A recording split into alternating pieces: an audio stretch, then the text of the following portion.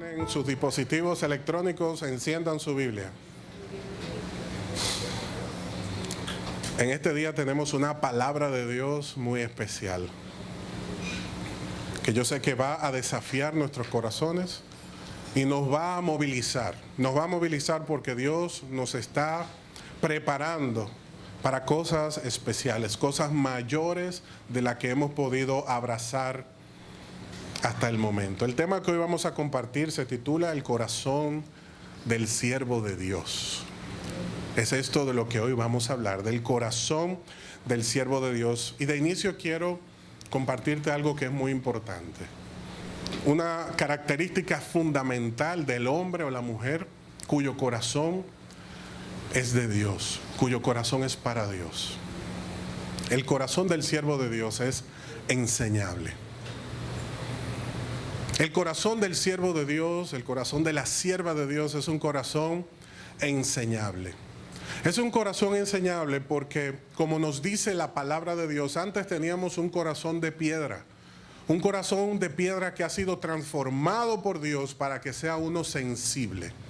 Uno sensible a su palabra, uno sensible a su voluntad, uno sensible a su dirección. Por ejemplo, el hombre que tiene un corazón de siervo, la mujer que tiene un corazón de siervo, como lo tiene sensible para las cosas de Dios, este sabe cuando Dios está en un lugar. Este sabe cuando su Señor se está moviendo. Cuando Dios se mueve a través de una alabanza, cuando Dios se mueve por medio de una administración, cuando Dios se mueve por medio de un mensaje. El siervo de Dios sabe cuando su Señor está obrando, cuando su Señor está hablando, porque su corazón es sensible. Y está dispuesto, está preparado en todo tiempo. Su corazón está buscando la dirección del Señor, la gracia del Señor, la presencia del Señor. Usted sabe cuando Dios está en una atmósfera. Usted entra a ese lugar y usted dice, Dios está aquí. Y cuando abraza a un hermano, una hermana, una persona, usted dice, Dios está con esa persona, porque la gracia de Dios ha impactado mi vida. Y nosotros como hijos de Dios debemos entender lo importante que es esto para nuestro Dios. Tú y yo somos embajadores del Señor. Tú y yo somos testigos del Señor. Tú y yo tenemos que ser portadores de su gloria. Y la razón por la cual Dios quiere que hablemos de este tema es porque nosotros al hablar, al abrazar, al ministrar, al servir, en el trabajo, en la casa, en todo tiempo y en todo lugar, se debe manifestar la gracia del Señor en nuestra vida. Porque si esto no está sucediendo, es vano todo el esfuerzo que estamos llevando a cabo. Con cada nota, con cada palabra, con cada expresión, tú y yo tenemos que ministrar a Dios. Los demás tienen que percibir a Dios en nosotros, porque de eso se trata la fe que tú y yo tenemos que manifestar. Dios nos ha invitado a participar de su reino, no para que disfrutemos únicamente de las virtudes de aquel que nos llamó de las tinieblas a la luz, sino también para que la manifestemos. Porque cuando la vida está saludable, no solamente recibe, sino que también da, también puede dar. Cuando la célula en nuestro cuerpo recibe y no da, es una célula que está enferma. Fíjese que Dios incluso a través de nuestra vida nos da enseñanzas. Una célula saludable es la que recibe y da, recibe y da. Pero cuando esa dinámica se altera, esa célula crece, se deforma y se vuelve una célula dañina en nuestro cuerpo. Nosotros debemos igualmente en el cuerpo de Cristo recibir de parte de Dios. Pero todo eso que Dios nos está dando es para que lo podamos dar, para que lo podamos compartir, para que lo podamos ministrar a los demás. Yo les pido que me acompañen a Santiago, Santiago capítulo 1, versículo 1. Este es un mensaje que va a despejar nuestras mentes. Este es un mensaje que va a capacitar nuestras vidas, que va a bendecir nuestras vidas de forma especial y sobrenatural en este día. ¿Y sabes por qué? Porque Dios quiere que descubras, que reconozcas que tú tienes un corazón para Él. Dios quiere que entiendas que Él te quiere dar un nuevo corazón.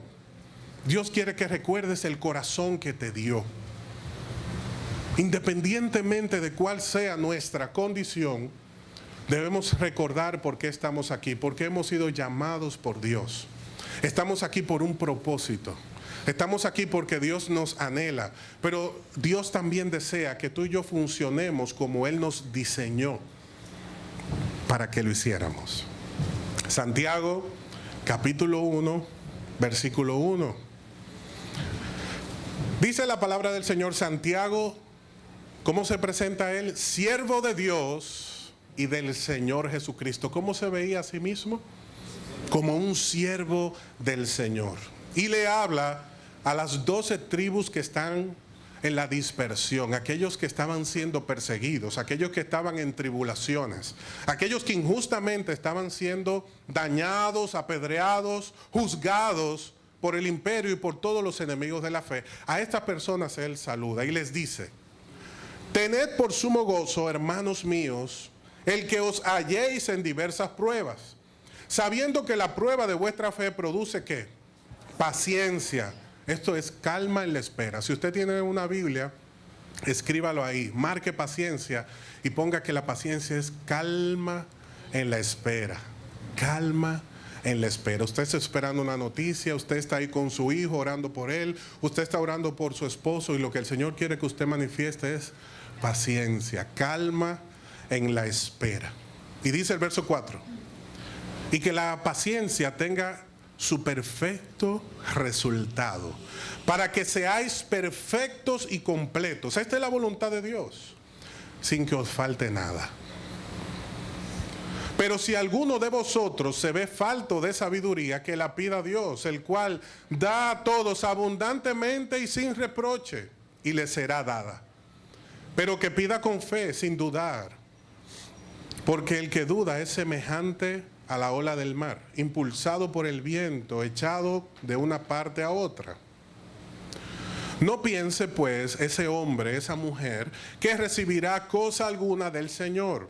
Repito, no piense ese hombre o esa mujer que recibirá cosa alguna del Señor, siendo una persona de doble ánimo, inestable en todos sus caminos. No piense el inestable. No piense aquel que ha apartado su mirada del Señor. No piense aquel que está falto de sabiduría, que podrá cooperar con el propósito de Dios y que ese brazo de poder podrá manifestarse en su vida como Él lo anhela y como nosotros también lo esperamos. Así que este es un mensaje radicalmente importante para nuestras vidas, porque el Señor nos está declarando cuál es la clave de la bendición que tú y yo estamos esperando. ¿Cuál es la clave para que los cielos sean abiertos sobre nuestra vida? ¿Cuál es la razón por la cual podemos estar padeciendo en este día situaciones que están dañando nuestra vida, dañando nuestra familia, mutilando nuestra fe y dejándonos inactivos, inoperantes, a pesar del llamado que Dios nos ha hecho? Y lo primero que deseo preguntarte en este día, si tú eres un siervo de Dios, no tienes que levantar tu mano, puedes responderlo en tu corazón, porque quien necesita escucharlo lo puede escuchar aunque tú no lo digas con palabras. Si tú eres un siervo de Dios, pues es muy importante que puedas decir que sí, porque solamente un siervo puede entender el corazón de otro siervo. Solamente alguien cuyo corazón es para Dios puede entender lo que Dios está hablando, lo que Dios está sirviendo en este día. Y es por eso que este siervo de nuestro Señor se presenta a sí mismo como un siervo, para que podamos entender la motivación con la cual el Señor desea impregnar nuestras vidas en este día. Tú y yo estamos en el campo de batalla, un campo de batalla cruento, con un enemigo que no descansa, que es definido por la palabra de Dios como un león rugiente. Usted nunca ha visto un león jugando con una persona, ni con una presa. Cuando el león se prepara para el ataque, es para matar. Por eso la palabra de Dios nos dice que nuestro adversario lo que busca es hurtar, matar y destruir. Por eso tú y yo no podemos dormirnos. Y esta es una guerra cruenta en contra de la voluntad de Dios y en contra de todo aquel que desea servir a Dios. Y es por eso que el Señor presenta este mensaje de esta forma. Es un siervo que le está hablando al corazón del que también es siervo de Dios, para que pueda entender los padecimientos presentes y no se sienta desanimado. Esto es un mensaje de motivación. Esta es una motivación para tu vida que estás padeciendo. Esta es una motivación para tu vida que estás sufriendo como buen soldado de Jesucristo, pero que el Señor desea afilar tu vida, preparar tu vida, que entiendas que en todo esto hay un propósito, pero que solamente lo podrá entender aquel cuyo corazón sirve al Señor, cuyo corazón está dispuesto a padecer por el Señor. Entonces puede entender lo que su Señor desea hablarle. No hay cuadro más triste, más penoso, que el ver a un cristiano sin gozo. No hay nada más desgarrador que ver a un cristiano que ha perdido el gozo, que ha perdido la esperanza y que ha perdido el ánimo en las cosas del Señor. Y una de las razones más comunes por la cual un cristiano pierde el gozo, una persona pierde la esperanza, es porque ha abrazado una falsa esperanza. Si tú te abrazas de lo falso, por más que luches, por más que te esfuerces, por más que confíes, no vas a ver resultados. Porque lo que no funciona, escúchalo bien, no funciona. Lo que no sirve, no tiene reparación. No sirve. Pero tú y yo tenemos una esperanza viva en un Dios que sí tiene propósito. Y lo que debemos discernir en este día es el propósito de Dios para nuestra vida, para que podamos aferrarnos a aquello que verdaderamente va a impactar nuestra vida, va a mover nuestra vida, va a enriquecer nuestra vida y va a producir gozo en nuestra vida a pesar de la dificultad que podamos estar enfrentando. Porque la diferencia entre un siervo de Dios y uno que no lo es que el que no lo es, por más que lucha, todo es despropósito. Pero el siervo de Dios, aunque esté luchando, aunque esté padeciendo, la mano de Dios se manifiesta en su vida.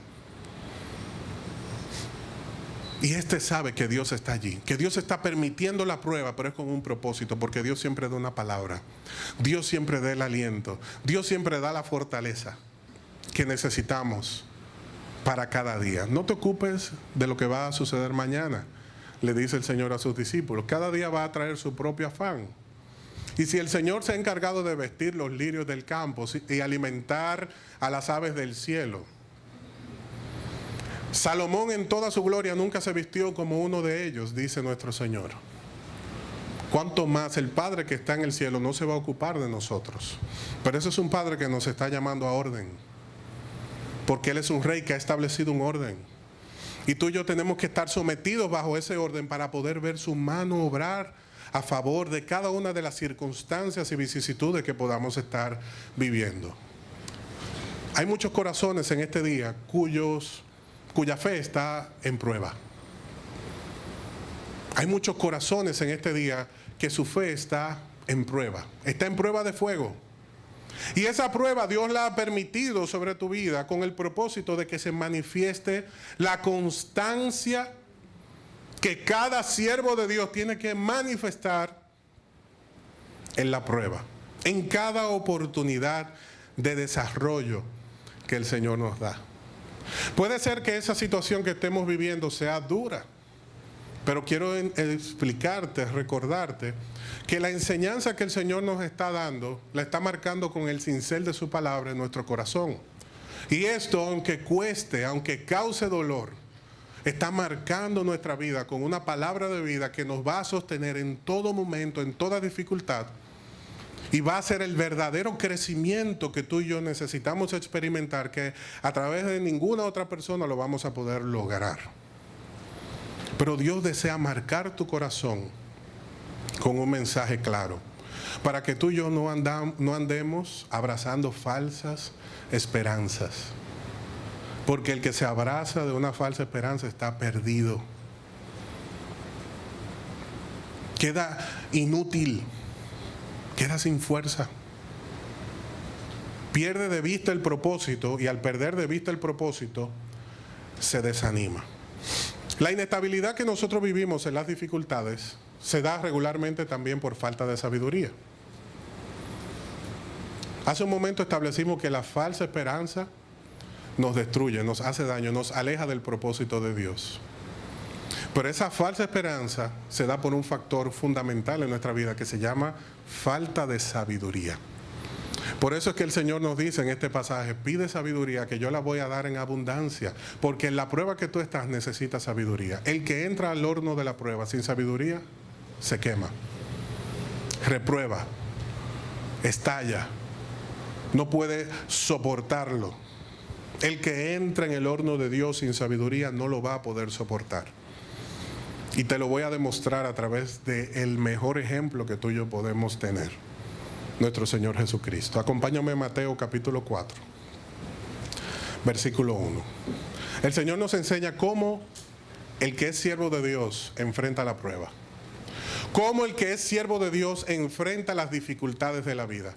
¿Cuáles fueron las cosas que hizo nuestro Señor para salir victorioso de esa tentación a la que fue sometido?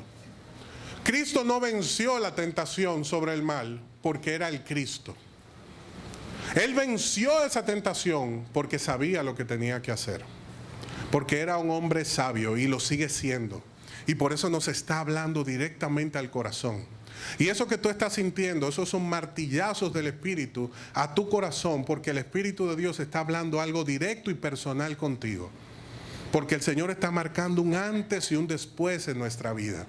El Señor nos está guiando a una buena tierra, a un buen propósito. Y por eso está hablando con tanta claridad y nos está mostrando este mensaje para que no estemos perdidos. Hay tres cosas que hizo nuestro Señor, que logró nuestro Señor antes de ir a ese valle de prueba. Él fue, número 1, guiado por el Espíritu. Número 2, estaba en comunión con Dios. Y número 3, conocía la palabra de Dios. Vamos a Mateo 4. Dice el verso 1. Entonces Jesús fue llevado ¿por quién? Llevado por el Espíritu al desierto. Número 1, aquí vemos quién guió a nuestro Señor al desierto. Fue el Espíritu de Dios. Para ser tentado por el diablo. Y después de haber ayunado, comunión con Dios. Amén. Marque allí también ayunado. Yo le invito a que marque llevado por el Espíritu y que marque ayunado. Después de él haber ayunado 40 días y 40 noches, entonces tuvo hambre. Y acercándose el tentador le dijo, si eres hijo de Dios, como nos dicen a nosotros casi todos los días, di que esta piedra se convierte en pan. Esto que no es, hazlo algo que sea un pan, algo orgánico. Pero él respondiendo dijo, escrito está, aquí está el conocimiento de la palabra, no solo de pan vivirá el hombre, sino de toda palabra que sale de la boca de Dios. Si usted sigue leyendo este capítulo, se va a dar cuenta que nuestro Señor Jesucristo salió victorioso. Él venció sobre esta prueba. Pero él venció porque él estaba preparado. Entonces yo quiero que tú le preguntes a la persona que tienes ahí junto contigo, ¿tú estás preparado? ¿Tú estás preparado? ¿Estás preparada para la prueba? El que está preparado para la prueba es guiado por el Espíritu. El que está preparado para la prueba está en comunión con Dios. Y el que está preparado para la prueba conoce la palabra para no andar perdido. Porque es como una lámpara que alumbra en un lugar oscuro, para que nadie se pierda. Nuestro Señor fue llevado por el Espíritu. Qué interesante, qué importante. En el desierto en el cual te encuentras, ¿te llevó Dios o te metiste tú? Porque si en el desierto que te encuentras te metió Dios, Dios te va a sostener.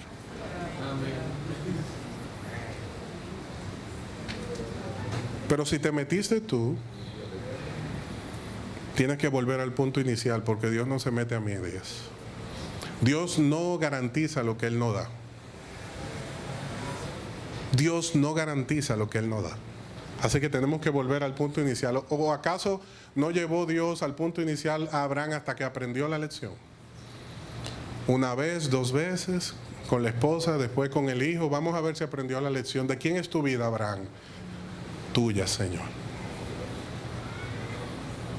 Pero Dios no entró a mitad. Dios lo cubrió, pero lo hizo volver al punto inicial. En este día, quizás entonces te estés preguntando, pero ¿cómo entonces yo sé si me metí yo o me guió Dios? Bueno, pues ya yo te tengo la respuesta, te metiste tú. Porque cuando Dios guía, usted lo sabe. Usted tiene la certeza en el corazón. Usted recibe golpes, dificultades, pero usted dice, yo sigo adelante hacia la meta del supremo llamamiento en Cristo Jesús. No importa la dificultad, yo me mantengo firme. Y cuando usted se decae, el espíritu que lo llevó al desierto lo levanta. Y puede ser que hoy usted esté confundido, pero en un momento del día, el Espíritu Santo habla a tu corazón y te dice, fui yo que te traje. No temas. Te lo dice a través de una alabanza, de un hermano, una llamada. Te recuerda quién es Dios. Por eso hace un momento nosotros le decíamos, tú eres mi Dios. Porque cuando yo estoy en enfermedad, en dificultad, en la prueba, tú me lo recuerdas. Tú me ayudas, tú me sostienes. La Biblia dice que Él le da fuerza al que no tiene ninguna. Entonces lo que debemos entender en este día es que las bendiciones del Señor enriquecen y no añaden tristeza. Por más que tratemos de interpretarlo, el Señor nos dice, no te esfuerces más. Eso no lo hice yo, eso no lo di yo. Porque cuando es Dios, aún con las penalidades, el apóstol Pablo dijo, yo sufro penalidades como buen soldado de Cristo. Y lo hago con gozo. Las cartas más hermosas que escribió el apóstol Pablo, inspirado por el Espíritu de Dios, las hizo desde una cárcel. Y le habló de libertad a aquellos que estaban libres, él estando preso. Y usted dirá, pero qué contradicción. Claro, porque hay personas que tienen cadenas físicas, pero hay otros que las tienen espirituales. Y él estaba hablando a aquellos que estaban encadenados espiritualmente, porque aunque él estaba encadenado físicamente, él era un hombre libre. Y aunque tú y yo estemos bajo el yugo de la prueba, somos libres para adorar al Señor, para gozarnos en el Señor, para deleitarnos en el Dios de nuestra salvación. ¿Quién te llevó ahí donde estás? ¿Te llevó Dios o fuiste tú? Si fuiste tú, Jeremías 6:16 te dice, detente en el camino y compruebe el camino por el que debes andar, para que andes por él y seas bendecido y prosperado. Hermano, hay que detenerse en el camino. Hay que detenerse en el camino y aprender a consultar, porque Dios habla. Clama a mí y yo te responderé y te enseñaré las cosas ocultas que aún tú no conoces.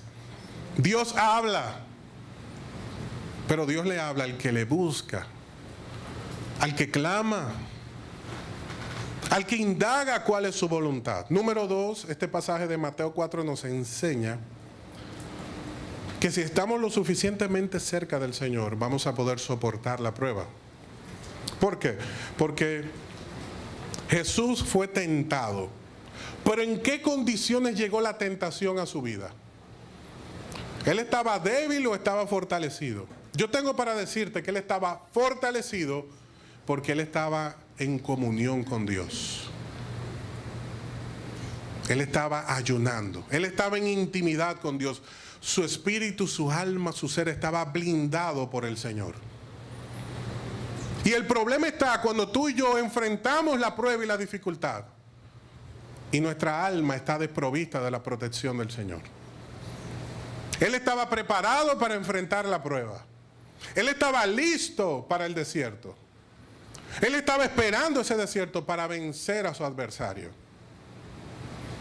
Como sucedió con un general norteamericano en la Segunda Guerra Mundial, cuando deciden invadir Japón y llegan a una de sus islas más próximas y logran desembarcar, y al estar allí llega uno de sus soldados y le dice, comandante, les tengo una mala noticia, estamos sitiados al norte, al sur, al este y al oeste. Estamos perdidos. A lo que él les respondió, no, están perdidos ellos, porque eso significa que no podrán escapar. Nosotros llegamos aquí para vencer. Y esa es la mentalidad del vencedor. Josué y Caleb entraron a la tierra Y no se concentraron en los gigantes y en la oposición, ellos vieron los frutos. Porque el corazón del siervo de Dios no se enfoca en lo malo, se enfoca en lo que Dios le dijo que iba a lograr y que iba a hacer. Por eso él dijo, yo no volveré atrás. Yo no sé ustedes, pero yo no volveré atrás. Yo vine aquí a poseer la tierra que el Señor me dio.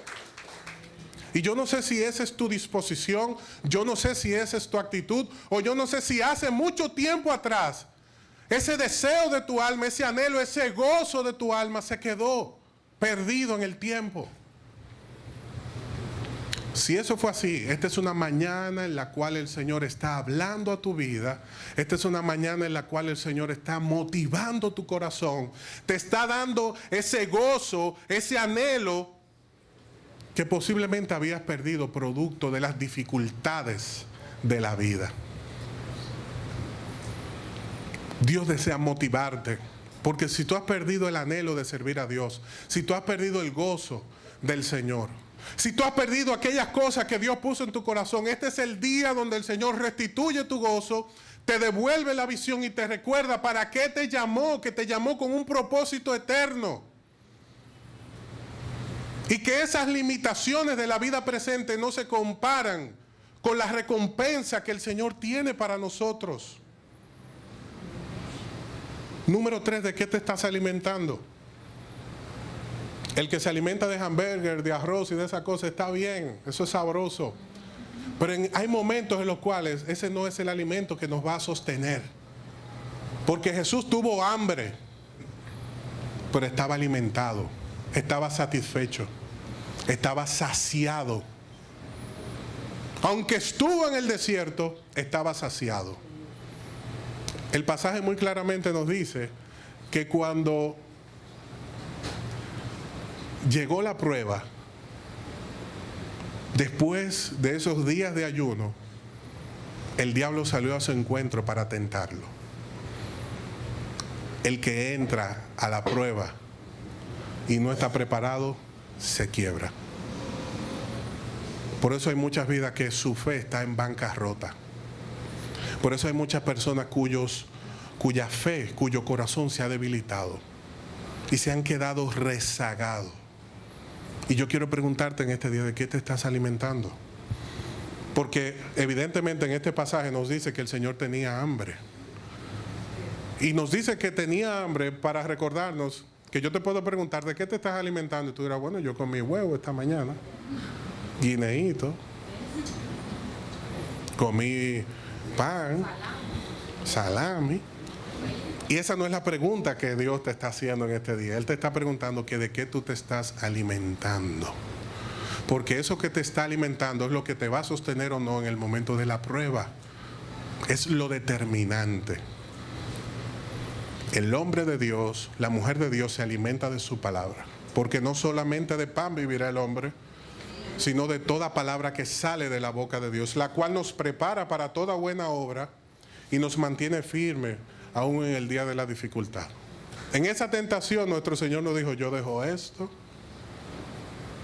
yo voy a abandonar esta prueba, esto está muy difícil. El que piensa así no tiene un corazón para Dios, no tiene un corazón de siervo. Usted me disculpa que quizás este mensaje pueda confrontarle, pero el que tiene un corazón para Dios está dispuesto a padecer, porque el Señor en ningún momento le dijo, bájale unos días a esto, Padre, envíame un ángel con algo de comer. Él estaba fortalecido, él estaba sostenido. Quien lo guió fue el Señor. Algo muy importante, no diga, bueno, a partir de mañana me meto en ayuno con el Señor. Vuelvo y te hago la pregunta, ¿quién te metió en eso? ¿Tú o Dios? Ah, eso sirve para esa parte también. Porque aquí la palabra dice que quien guió a Cristo al desierto fue el Espíritu. Quien marcó los días fue el Espíritu. Quien marcó la estrategia fue el Espíritu. Esto no es una cosa de hombre para que nosotros comencemos a inventar cosas. Porque cuando inventamos cosas no vemos resultados. Por eso el Señor le dice a su pueblo, esos son mandamientos de hombres que me están hablando por ahí. Y yo no bendigo esas cosas. El Señor lo que bendice es lo que viene de su palabra, que ha sido certificado y autenticado por su Espíritu. Y yo quiero que tú entiendas algo. A este nivel es necesario que tú entiendas algo. Cuando se compromete el gozo, entiéndase el contentamiento. Y la sabiduría, entiéndase la ciencia de Dios. Oiga lo que es sabiduría, la ciencia de Dios. Esa no se aprende en la universidad, ni en las escuelas teológicas tampoco. Eso se aprende en oración con el Espíritu. La palabra que el Espíritu habla a tu espíritu. La que habla a tu corazón, producto de la oración y la devoción. La que tú le dices, Señor, háblame. Hay algo para mí en este pasaje que yo no estoy entendiendo, háblame. Háblame, Señor. Entonces viene la ciencia de Dios. Viene el conocimiento de Dios. Viene la palabra de Dios y se hace vida en tu corazón. Porque si tú estás predicando lo que no se ha hecho vida, es como el címbalo que retiñe, pero no hay resultado. Lo que se hace vida es lo que transforma. Pero cuando se compromete el gozo y la sabiduría, se debilita la fe. Cuando se compromete el gozo, el contentamiento y la ciencia de Dios, que es la sabiduría, se debilita la fe. Entonces, nuestra vida se viene abajo y cae en una espiral descendente, hasta que llegamos al punto más bajo en nuestra confianza en Dios. Entonces se presenta lo que el Señor muy sabiamente dijo, que estos hombres, estas mujeres son como las olas del mar. Se vuelven inestables, dejan de crecer y lo más triste, dejan de soñar. Cuando un cristiano deja de soñar, cuando un cristiano deja de crecer, cuando un cristiano deja el gozo, se vuelve como una ola del mar que va y viene, inestable, inconstante en todos sus caminos. Un día en el cielo, otro día en el suelo. Un día campeón, mañana ratón. Un día le da la cara al enemigo y al otro día le anda huyendo. Pero Dios no quiere que nuestra vida sea así. Dios en este día te está diciendo, tú eres mi siervo. Tú eres un portador de mi gloria. Tú eres una persona llamada. Tú eres una persona con propósito. Tú no eres producto del azar. Yo di mi vida por ti. Y tú no puedes seguir perdiendo el tiempo. Es necesario que tú te levantes y ocupes la posición que yo te di. Una posición que me costó sangre derramada. Y nosotros como hijos de Dios no podemos seguir perdiendo el tiempo, porque vamos a caer en un coma espiritual. Y el que cae en un coma espiritual, cae en crisis. Y el que cae en crisis, pierde el gozo, la ciencia de Dios y la confianza. Ya no hay nada que hacer. Si es cierto que la salvación no se pierde, entramos como el estudiante que el profesor le puso el punto para que no se queme. Pero entramos sin gozo. Participamos del reino de Dios mecánicamente. Y el Señor en este día nos está diciendo, no es el ministerio es mío. No es el trabajo, no es la casa, no es la familia, eso no te va a dar gozo, eso te lo di yo. De lo que yo te estoy hablando en este día es de tu corazón. Lo que a Dios le importa es el corazón. Dios es el dueño de todo. Pero Él no quiere habitar en una casa muy adornada. Porque Él le dijo a Salomón, yo no habito en casa hecha de manos de hombres. Los cielos de los cielos de los cielos no me pueden contener. Donde yo deseo manifestarme y morar es en tu corazón. Por eso Dios le habla al corazón de la iglesia en este día y le dice, despierta. Despierta, iglesia, porque yo te he llamado para que en tu vida se manifieste mi gozo, mi sabiduría y mi fe. La fe que viene de Dios. Una confianza en Dios en todo tiempo, inquebrantable, que ve las cosas que no son como si fueran. Una sabiduría que es capaz de tomar las decisiones correctas en los momentos apremiantes. Y un gozo que te mantiene firme aún en la dificultad más grande que tú puedas experimentar.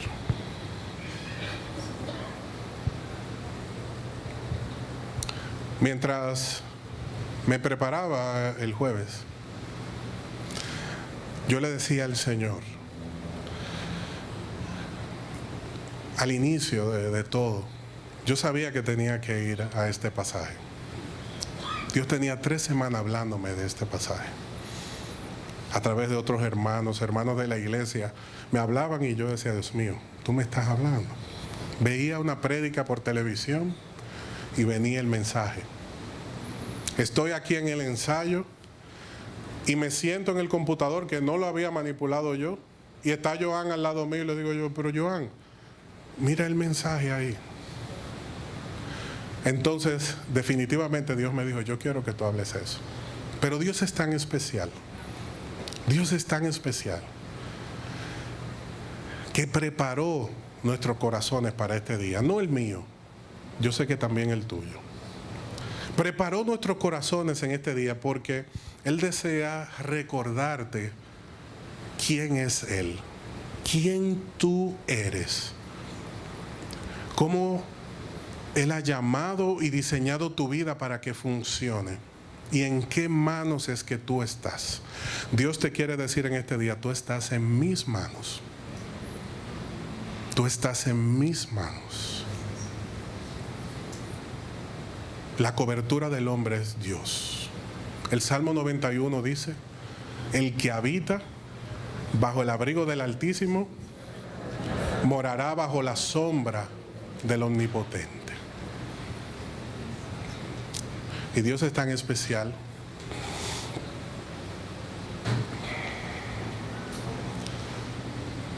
que marcó incluso la administración que Él quiere darnos en este día.